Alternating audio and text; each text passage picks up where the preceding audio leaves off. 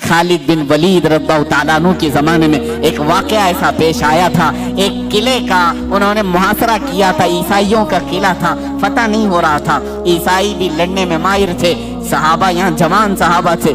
ईसाइयों ने अंदर बैठ कर के एक मशवरा किया, इनसे लड़ते नहीं, इनको एक काम करें, धोखा देते हैं। ईसाइयों ने क्या मशवरा किया, 3 दिन का टाइम ले लो और इनसे कहो बाजार से गुजरते हुए आओ।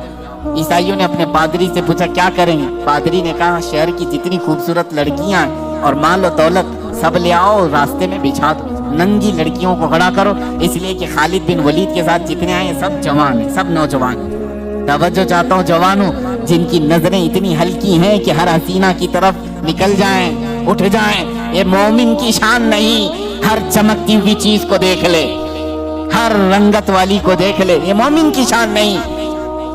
अब खालिद बिन वलीद की जो फौज थी, उनका जो लश्कर था वो जवानों से भरा था।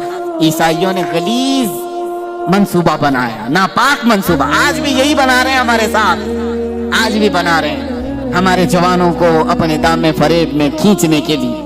खालिद बिन वलीद को ईसाई ने बुलाया, कहा हम तुमसे लड़ना नहीं चाहते, हमारी एक शर्त है, 3 दिन के बाद अपने साथियों को लेकर के फलां बाजार से तुम इस किले तक आ जाओ, सही सलामत पहुंच गए तो हम किले की चाबियां यूं ही तुम्हें दे देंगे, लड़ेंगे नहीं। खालिद बिन वलीद मंजूर कर लेते हैं। गए, 3 दिन तक आप सोचते रहे, इतनी जल्दी हार क्यों मान ली?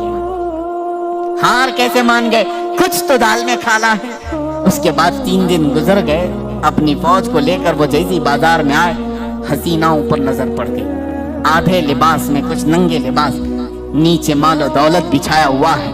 यही 2 चीजें तो जवान को खरीदती हैं, एक शबाब है, एक दौलत है, हुस्न शबाब, इसका दिल दादा है या दौलत का दिल दादा है। जवान इन्हीं 2 चीजों के पीछे अपना सारा तकवा खत्म करता है, ईमान बेच डालता है। लेकिन वो खालिद बिन वलीद के जो जवान थे रुक गए, जहां थे वहीं कदम रुक गए। हज़रत खालिद बिन वलीद ने पलट करके कहा, है जवानों आज तुम्हारे इम्तिहान का दिन है। जिहाद के मैदान में नहीं कहा इम्तिहान का दिन, कहा यहाँ इम्तिहान का दिन है। लड़ाइयों में तो वो माहिर थे, किसी तलवार से खौफ खाने वाले नहीं, लेकिन ये हुस्न जमाल की तलवारें अगर कहीं काट डालें तो भयानक नतीजा आ सकता है। खालिद बिन वलीद ने कहा अगर आज तुम्हारा किसी का भी कदम डगमगाया, कयामत तक आने वाली उम्मत तुम पर लानत भेजेगी, और अगर संभल कर चले आने वाली नस्लें तुम पर रहमतों के फूल बरसाएगी। पूछा उन जवानों ने हमें क्या करना चाहिए। खालिद बिन वलीद ने कहा कुछ भी मत करो, अपने नबी की सुन्नत पर अमल करो।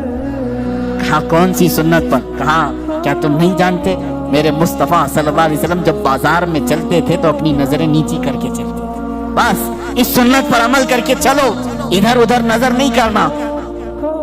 बाजार में गुजरने की ये सुन्नत है जवानों, हर एक को ताकना ताड़ना ये मोमिन की शान नहीं।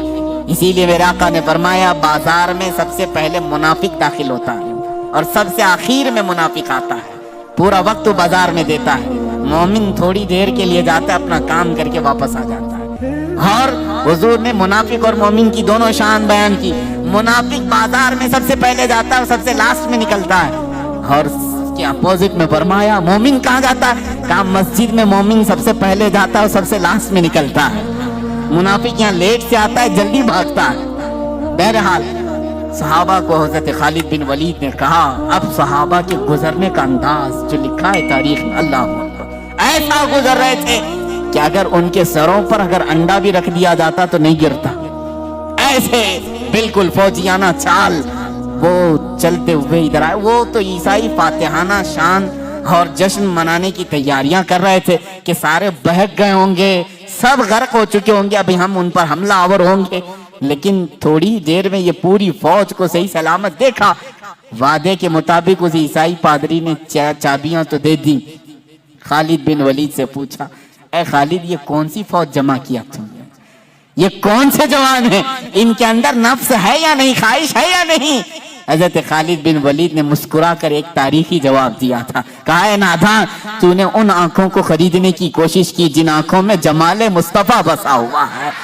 पहले से हुस्ने मुस्तफा जिनकी आंखों में हो, दुनिया का हुस्न उन्हें धोखा नहीं देता।